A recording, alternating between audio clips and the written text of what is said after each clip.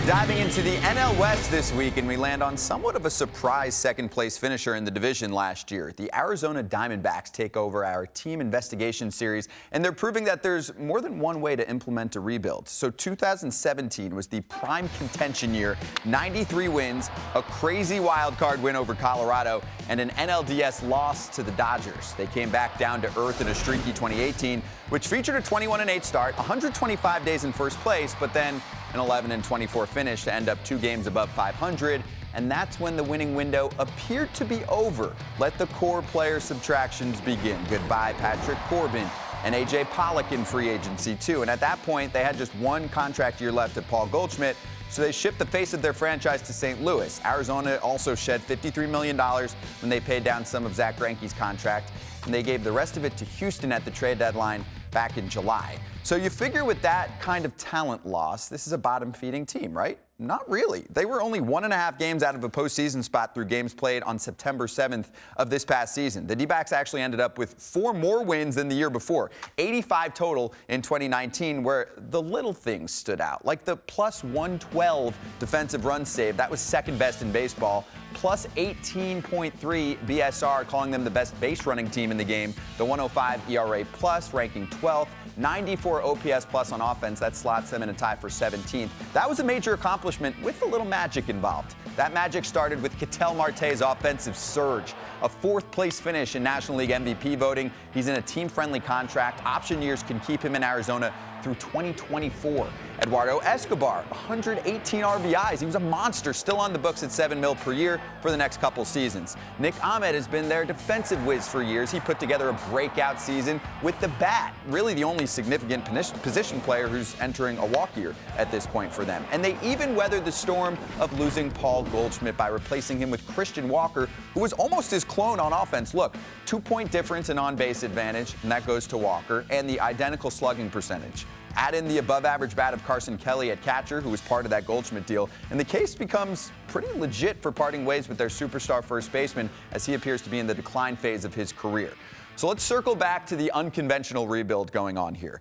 2017 playoffs, competitive in 2018 and 2019, a minor league cupboard that was pretty empty a few years ago, and now it features the second most top 100 prospects, according to MLB Pipeline. That's pain-free rebuilding right there, and that strong prospect base comes from returns in trades like Greinke and Goldschmidt, successful international signings, also having 8 of the top 95 picks in this past amateur draft. So can they keep the train moving forward in 2020? They're trying. They've been one of the most active teams of the offseason. Madison Bumgarner is the headliner. 5 years, $85 million for a proven big game machine who has a lot of mileage on that arm, but he's also coming off a healthy, above-average season with his highest average fastball velocity and lowest walk rate since 2015. Plus, he's a gamer with an epic track record.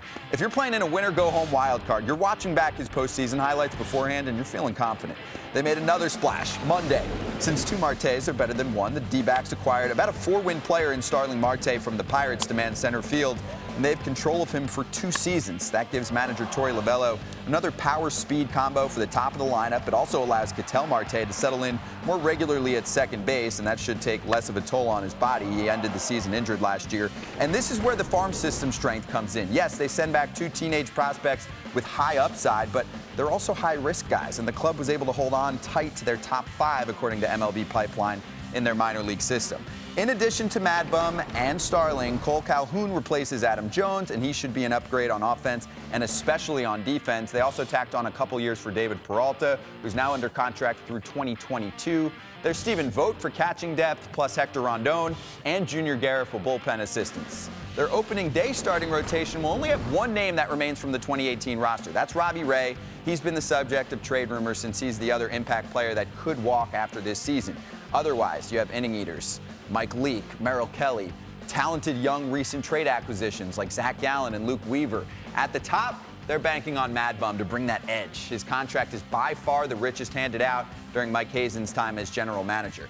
Don't forget to weigh their chances with their surroundings. The NL East and the NL Central appear to be more competitive divisions. That could give Arizona another chance to be a sneaky wildcard contender. They were in it last year, and this was how it played out last season. The Dodgers, the Kings, by far. The Padres should be better this time around. The Giants are in their own mini rebuild, and the Rockies are coming off a turbulent season and offseason. So the Diamondbacks look solid on paper, good enough to make wild card noise if some things go their way, and they've built up a farm system that sets them up for another potential winning window soon after the last one closed. So you can call this script of building back up, John, much fan-friendlier than the total teardown that we've seen from teams in the past like Houston, Chicago, Baltimore's going through it right now. Arizona didn't have to go through those growing pains as a fan base, and that can mean something long-term. Yeah, Scotty, that was just a wonderful presentation, because that really is team building 101, what you just said there. I mean, you make trades, you get back young players, you get production, you sign free agents, you have the farm system going. Look, these guys have threaded a very tough needle. It's very tough to thread the needle of what they're doing when you trade off, you know, again, a Goldschmidt, a Greinke, Corbin leaves for free agent. I mean, you're talking some marquee players off of good teams. They got good players back. I think that they never took the eye off the ball, that they're never going to compete, you know, maybe in the Garrett Cole, those kind of $300 million deals. They're not that kind of a market. So I think that they looked, and again, I call it feel. You can have all the analytics and all the numbers in the world, and at some point, you got to have a feel for team building. You got to have a feel for, you know, where are we at? What can we do? And I think this front office, don't underestimate them. This is a very good group. This is a smart group. But it's a group, I think, that has a lot of feel. And I think it's evidenced by the way they've handled this. And I think there's a lot of excitement in Arizona, and should be. I like this offseason for Arizona. One of my favorite offseasons.